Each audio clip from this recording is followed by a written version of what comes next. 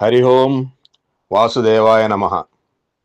తిరుమలలో స్వామివారు శిలారూపంలో దర్శనం ఇవ్వడం ప్రారంభించింది కలియుగంలోనే కావచ్చు. కానీ స్వామివారు కృతయుగం నుండి తిరుమలలోనే మాయా స్వరూపంలో ఉన్నారు.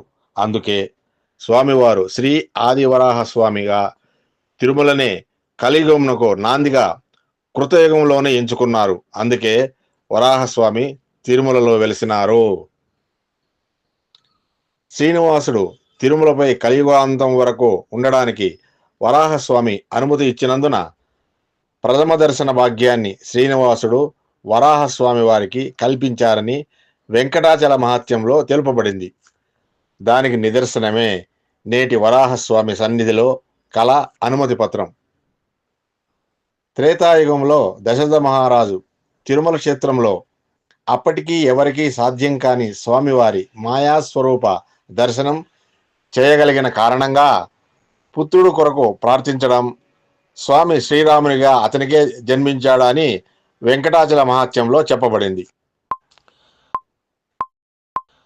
రావణుని బారి నుండి రక్షింపమని మునులు ఋషులు వెంకటాచలమునకు వెళ్ళుట, శ్రీనివాసుడు అభయమిచ్చుట ఇవన్నీ ఉన్నాయి. శ్రీరాముని కంటే స్వామి హనుమ వయసులో పెద్ద.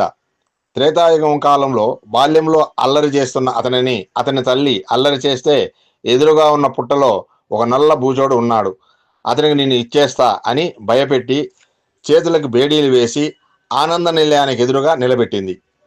మనం ఇప్పుడు తిరుమలలో చూస్తున్న బేడి ఆంజనేయ స్వామి విగ్రహం త్రేతాయుగంలోనిది. అంటే స్వామి అక్కడ అప్పటి నుంచే ఉన్నట్టే కదా. ద్వాపర యుగంలో బలరాముడు కూడా మహాభారత యుద్ధ సమయంలో మనశ్శాంతి కోసం తిరుమల మొదలగు క్షేత్ర దర్శనానికి వచ్చినట్లు ఆధారాలు ఉన్నాయి. పాండవులు అరణ్యవాసంలో కూడా తిరుమల క్షేత్ర దర్శనం చేశారని, వారి స్నానం ఆచరించి కొంతకాలం కొండపై గడిపిన తీర్థమే నేటి తిరుమలలో పాండవ తీర్థమని ఉన్నది. ఇలాంటి ఎన్నో సాక్ష్యాధారాలు చాలా ఉన్నాయి కనుక తిరుమలలో శ్రీనివాసుడు మాయా స్వరూపంలో కృతయుగం నుండి ఉన్నాడు, కానీ శిలారూపంలో కలియుగం నుండి మాత్రమే మనకు దర్శనం ఇస్తున్నారు అంతే. ఓం నమో వెంకటేశాయ నమః.